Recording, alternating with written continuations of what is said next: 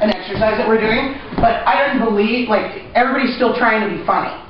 Does that make sense? It's like, it's more that you are so freaked out, you are so scared that you have no idea what your body's doing, all you want to do is get away, but you're still not, I mean, it's not physically realistic, but it's emotionally realistic. Does that, Okay.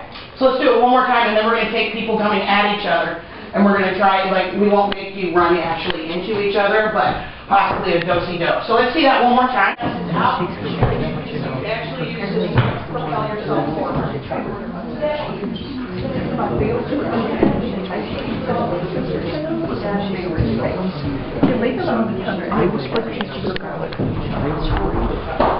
If one of the tiny babies was not found and died, it would really smell bad.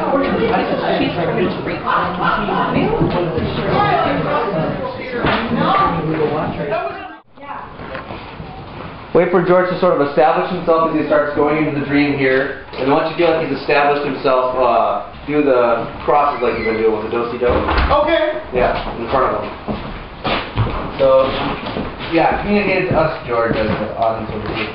I'm having this dream, and I'm apparently in a Shakespeare play, and it's the one where the wolves are playing soccer. And the point of the play, is to find out how the wolves are cheating. And so unfortunately, I have super sharp vision, and I see that one of the wolves has an illegal watch, or too much red on their uniform, or is using the wrong watch. It's not what Shakespeare has played. In the dream, there's a lot of soccer playing with the wolves, and it went on for a long time. And I remember that I got to the turning point, which was a face-off between me and one of the wolf guards. And I had to figure out, I had to know if it was legal for me to punch it. And I was wondering about that. And someone in the stands yelled, "Punch the wolf!" And someone else yelled, "Forget that! Punch the deer!" So there's also this deer that I had to punch. And in the end, we won the game, and the lovers were united. And I knew for sure that it was a Shakespeare play because one character turned to the other and said, "All's well," and the other said, "That ends well." And it wasn't one of Shakespeare's best. I was in the supermarket trying to order Munster cheese, but this guy only had 19-cent pieces for sale that were stale. He laid them out on the counter, and they looked like chunks of garlic. But then he tried to rip me off because the pieces of cheese had turned into grapes. The guy was really obese and was wearing this apron that had butcher stains all over it. And when he went to the cash register, then he had tuna salad on his shoulder. While there was this woman wearing with red lipstick who kept trying to kiss him because she was a tease. And then I woke up. Walks the executioner. It's John Belushi. He's dressed in a long white jacket with a beige corduroy pants and a small brown and black plaid shirt and black tie, black shoes. He's wearing glasses. I'm amused and you would pleased to see him. Oh, there's us a little pep talk. And there's a catching execution practice. He goes, but no one laughs. I'm listening but not really.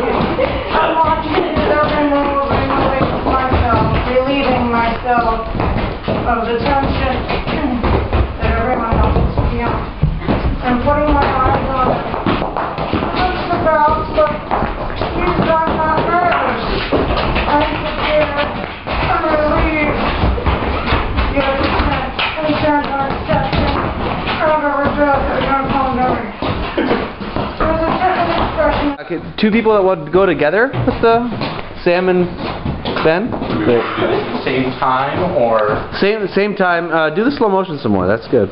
I dreamt that I was at a house of a friend who had just had several babies, and the babies were very small, like little mice or baby mice, and one was lost, and no one seemed very concerned, but I was very anxious about it. I was worried that if the baby was not found and died, that it would really smell bad. With an also fashionable golden gopher's cap. She is walking, she does not notice me, or I am invisible. The view I have of her is from the side, and then from above. I then become aware that I am now in view, and she is no longer in view. Where it's like, now two people are going to do something, or, do monologues, and one's just like much longer than the other, and someone's just doesn't realize that they had to sit there staring out at the audience for however long it takes. I don't know. I really enjoyed that a lot.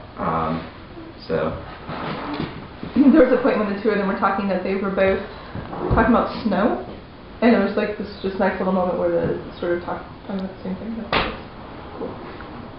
One thing that I've noticed across everything we've done so far really is just when you throw two things together that don't really have anything to do with each other, you start to notice connections. Yeah, that are just you find them. sort of you find them, and it's really interesting how they'll overlap just spontaneously, and the things that you start to think about because of that weren't intended by either thing going on. Yeah, the playing with split focus is great. It generates an excess, and then that keeps any type of meaning to solidify because there's just this excess of stuff, so it keeps fracturing and stuff. It really is just like a collage of humans. I mean, it really is. Like what she said. Because you don't often know what you're doing when you're making a collage. So it's a nice way to symbolize that.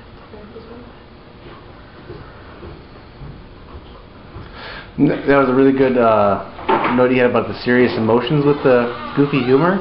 The humorous movement.